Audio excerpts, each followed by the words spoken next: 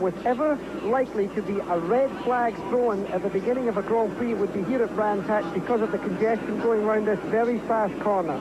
The cars are now coming to a stop. You will then see on the corner of your screen the light system, red and green. When red goes on and you see at the left-hand side, there's any time they can go now. The green light is on. The two Williams take away. It looks like Mansell got a slight advantage. It's Piquet and Senna going in there. Mansell had a problem. He didn't get away as quickly as he would. Normally, they're through without any incident. Boy, Nigel Mansell had just a terrible start, and it's continuing as he goes down towards Druid, and we've had a massive pileup going into turn number 1. That's a heavy one. There's a heavy one there. Nigel Mansell, I think, was probably the catalyst to all that.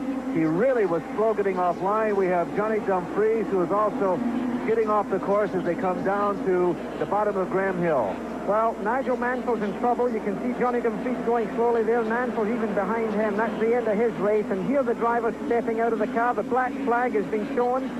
That would suggest that there may be a stop to this race. It's going to be red flagged, I think. The red flag is out. No, it's a white flag. Red flag is being shown. Red flag. You can see them.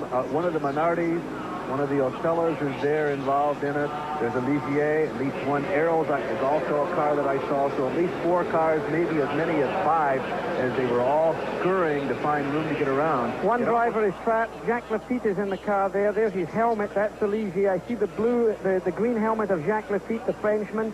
The biggest problem, and there's Christian Danner running back. Now, they have stopped this race, thrown the red flag. The cars will now return to the pit. Officially, this race can restart. Now, the technicalities of that with regard to the cars that have been involved and the drivers involved, whether Christian Danner is now running back to try and get to his other car and maybe allowed to restart is another question. Concern over Jacques.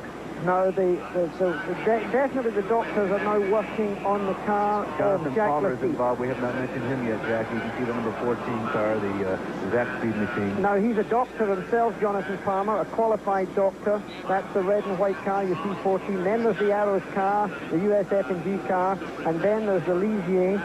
And Professor Watkins, who's head of neurosurgery for the London Hospital, is in charge of this. Now that's De Cesaris, I think, with his helmet still on, walking away. Andrea De Cesaris.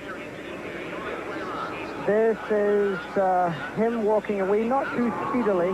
So extra car out for him. Nigel had problems getting off the line, and everybody was just scurrying each direction, to the right and to the left, trying to find a way to get around, and it got very crowded, particularly near the back of the pack, as not only were people going both directions, but they were also climbing to 3 and 4 abreast in a very tight yet high-speed turn. There just wasn't enough room. Both the West Kawasaki cars are out. Kerry Brooksy, he may be coming out and do. He can, of course, potentially restart the backup car. Nigel Mansell there, clearly having his car taken away. Something went wrong with that. He was not involved in the accident. He was involved in creating potentially the accident because of the slowness of his acceleration. This is not a driver problem. It's a wretched problem for a driver because he's left in there with the thought that everybody's going to run into him and hit him. I see young Alan Berg walking back as well, the young Canadian, and I see the... They certainly know all the stress points, all the potential places to disassemble a car with the least potential additional injury to a driver. Well, we hope that you might be able to have a rerun here of the start. The BBC may well have an isolated camera that would have picked all of that. Here's a rerun of the start. Look at Nigel Mansell, the right-hand front here. He gets away very well, and suddenly the car gets out of line and goes slowly. Now then there's a pack up behind. There's Nigel on the right-hand side. There's a real traffic jam, but the incident, I think, starts further back. In fact, from Nigel. Nigel is still there. He goes significantly slower at that moment, just unfortunately as the leaders went out of our screen. Well, the BBC may not have that replay of that particular impact and the melee that caused, because the first 4 cars, 5 cars got through, 6 cars got... And there's Nigel Mansell actually going through, and you can see there's considerable congestion as the rest of the cars, there was that first gap, and then the congestion of the rest of the cars as they went through.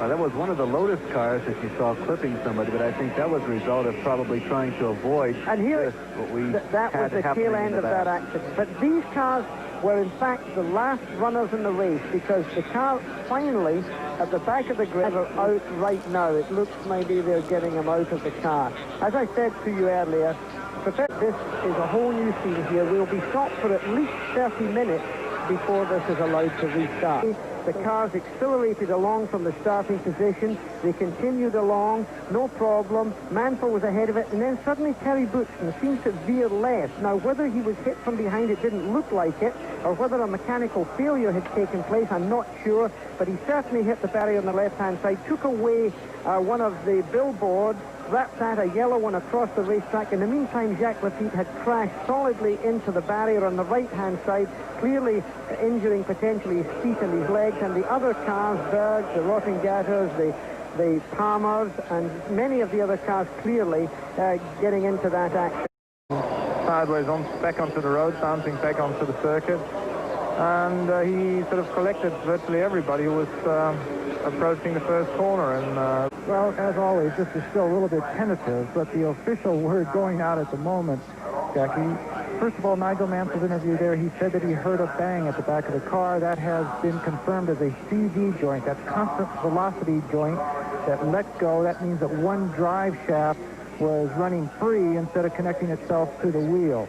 Boutsen, talking to him, he is unbelievably not very shaken at all. He says that the car did veer strong left. It was a bigger surprise to him, as everyone else behind him was certainly surprised by that. He was not steering to the left at all. The restart is going to be an official restart of the entire race. The cars have been refueled on the grid, so they'll be starting with the full 195 liters of fuel, and they'll be going for the full 75 laps. Bad news, Jacques Lafitte has broken both legs. Left leg is believed to be broken just below the knee, the right leg in the mid-shin. As you said earlier, Jackie, on Graham Hill's 176 tying record of Jacques Lafitte starting here, that's a terrible way to make it for the first 200 yards. Also, Nelson Piquet has fallen asleep on pole position while this is all going on. Nelson Piquet is one of these drivers that once he is in the car, he never gets out of the car until the race is started, and therefore even with 45, almost an hour delay, he has stayed in the car, and he has actually fallen asleep. Before we go to break, I wanted to tell you that we are gathering the exact information of what drivers are in spare cars and what drivers are going to be using their original race cars. There's been an awful lot of seat changing down here.